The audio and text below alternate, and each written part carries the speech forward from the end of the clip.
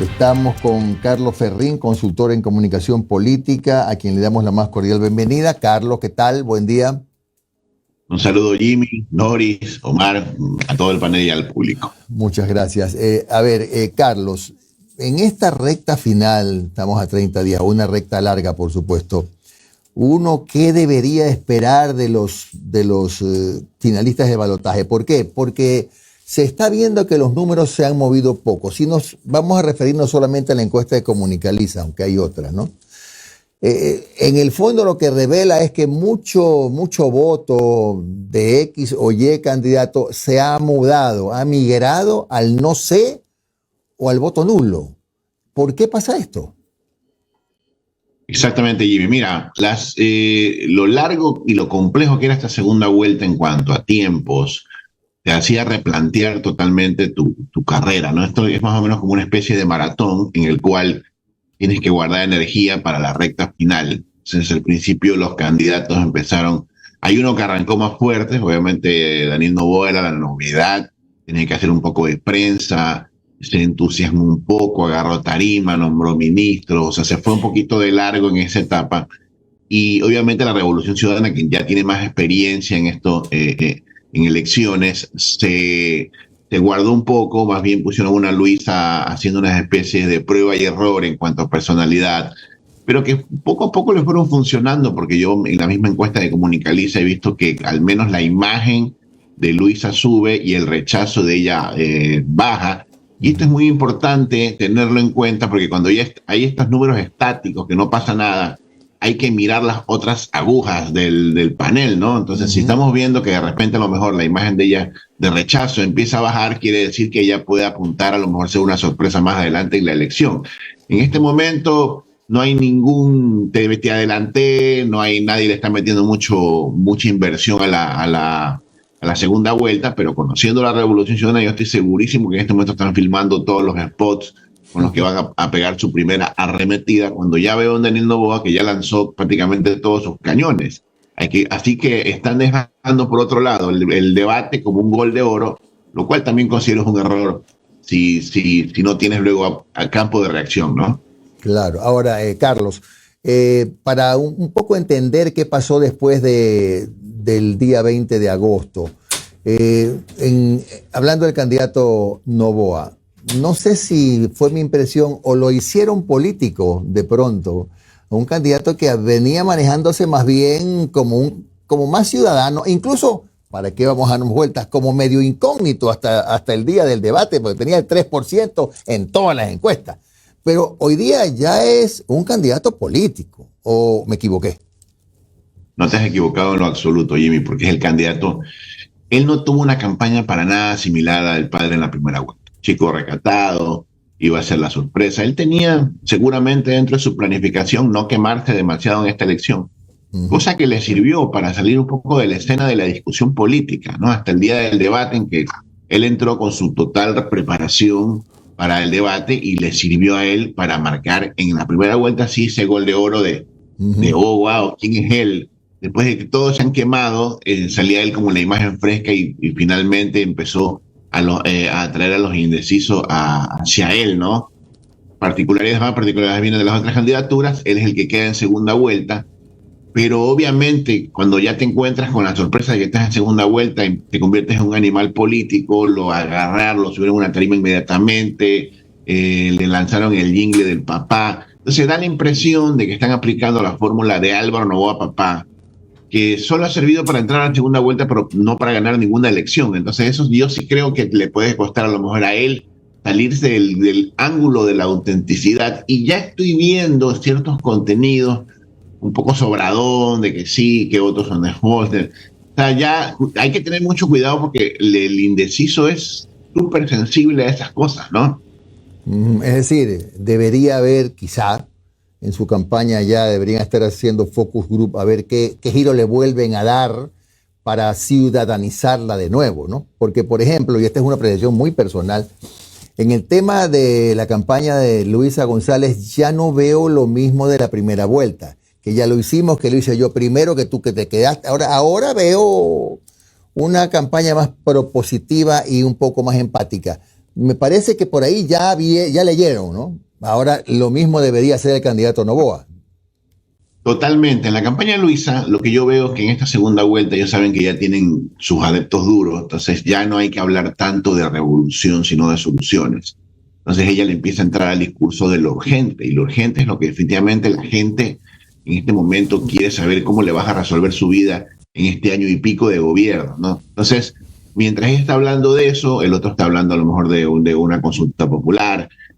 Empieza ella a crear un escenario en el cual la gente siente, a ver, ¿quién me va a atender más rápido a mí? Entonces ella empieza a entrar en ese ahí y también está entrando en un discurso de conciliación que me parece a mí es lo correcto en un momento que tenemos un país tan dividido en que nada está funcionando por separado y cuando la gente la verdad es que ya está, seguramente los números le dicen ya la gente está harta de las peleas, no se pelee más y entonces ella está tratando de entrar, básicamente está leyendo esa data y estamos viendo un cambio de Luisa hacia una Luisa un poco más pragmática. Hola Carlos, Omar Jaén te saluda, ¿cómo has estado? Carlos, a ver, ya han salido algunos actores políticos, más que organizaciones como tal, a dar respaldo, sobre todo a Daniel Noboa, ¿no? Pero entra en juego la CONAIE, ¿no? El aura de la CONAIE, ¿no? Que aquí estábamos discutiendo sobre población indígena, bueno, según el último censo son 7%, yo creo que a estas alturas está un poco más, quizás, aunque bueno, con el censo que va a presentar Lazo habrá que ver qué es lo que nos sale, capaz sale 55%, bueno, es el censo de Lazo. Ahora, la pregunta es, este ataque que hizo Noboa, más que ataque, como dice, bueno, decidan lo que quieran, yo, dice, Isa es correísta y no va a cambiar por mí. ¿Es algo propio o es algo medido? Porque muchos dicen, pero es que mira, el correísmo también recibió respaldo de Vargas en 2021 y mira cómo le fue. Pero no vamos a comparar a Vargas con Isa, pues, ¿no? Son dos dirigentes incomparables en ese aspecto, pues, ¿no? De acuerdo, Mar, mira, yo que estoy viendo, a lo mejor le está leyendo dentro del grupo de indecisos a conquistar, lo primero que hace es medir cuánto es la población indígena de ese grupo. Es posible que le salga muy bajita. Entonces él está diciendo, ¿por qué? Porque los duros se están yendo ya por naturaleza más hacia fianza, más hacia una izquierda o a un nulo ideológico. Entonces alguien le tiene que haber dicho, no vas a conquistar un solo voto de ahí. Pero si tú te vas y te vas en contra de la figura de Leonidas Issa, que también tiene negativos, no olvidemos que esos también sirven para jugar. Entonces, cuando dice Leonidas Issa es interpretado por este electorado como una persona que es agitadora, etcétera. Entonces, si tú te vas en contra de él, a lo mejor captas cierta simpatía. Yo creo que el chip lo tiene bien planificado. Lo único que no ha sabido manejarlo bien, porque cuando él fue el primero en decir salgamos del clivaje correísmo-anticorreísmo, lo primero que hizo es llamarlo correísta en Leonidas Issa. Entonces, esas cosas sí caen mal, porque tú te puedes ir en contra a lo mejor por naturaleza de los que a lo mejor no van a votar por ti, pero no te puedes ir en contra de los líderes. Le pasó a Jan Topi en la primera vuelta, cuando se fue en contra de Rafael Correa, él empezó a perder mucho voto. Ahora, ¿qué aspiras del debate? ¿Qué aspiras del debate? A ver, porque, Noboa llegó al primer debate silbando bajito, como dice Bonafón, pero ahora va a tener todos los reflectores encima. Mira, yo recuerdo el primer debate, me estaba escribiendo con un amigo mío que es ministro, no lo voy a decir cuál es el nombre, me dice, los datos que están diciendo Noboa en este momento no son correctos. Eso ya lo sabemos hoy post-debate, pero si alguien en ese momento en el debate hubiese sabido eso, a lo mejor le decía, oye, estás dando una cifra ahí que no es la correcta. Es posible que esta vez haya un campo de confrontación donde veamos una Luisa más preparada en las cifras, lista para rebatir cada cifra, listas para decir, oye, pero esa no fue la cifra que diste en el debate anterior. Va a haber un poco más de tirijale por ese lado y ya no se va a ver tan natural esa espontaneidad de Daniel. Y él sabe que ahí a lo mejor le espera una debilidad que lo puede hacer ver como a lo mejor una persona no tan preparado, como que le falta experiencia, ¿no? Entonces, son 2 horas.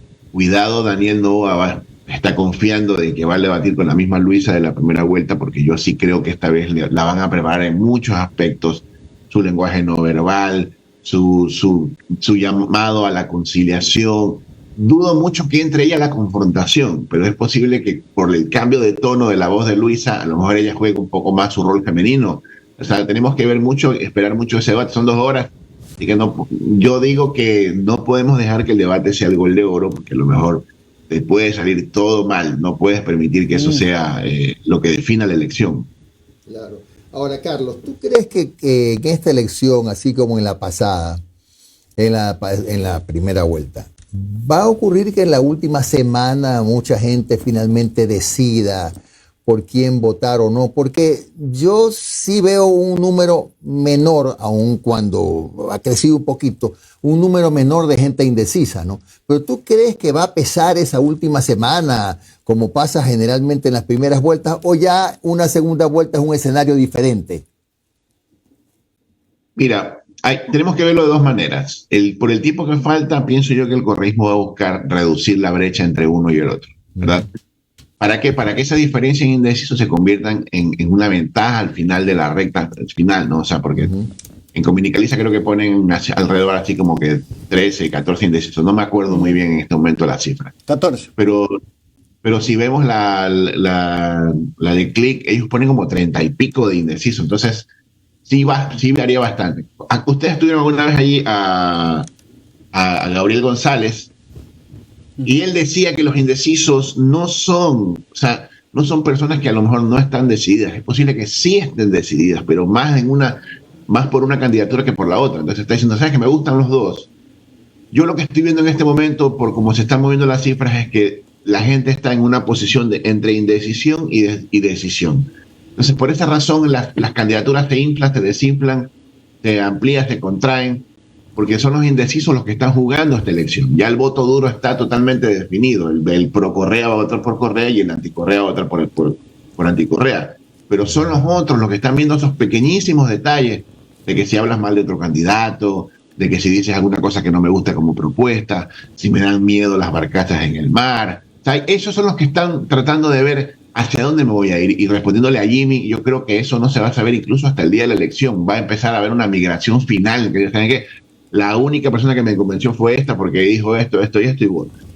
Todavía podemos decir, y esto ya para concluir, Carlos, que en esta elección no hay nada decidido. No, ni tampoco se proyecta ninguna paliza electoral como se habló al principio. Gracias a Carlos Ferrín, él es consultor en comunicación política. Muy amable, Carlos, un abrazo grande. Gracias. Gracias a ustedes, saludos.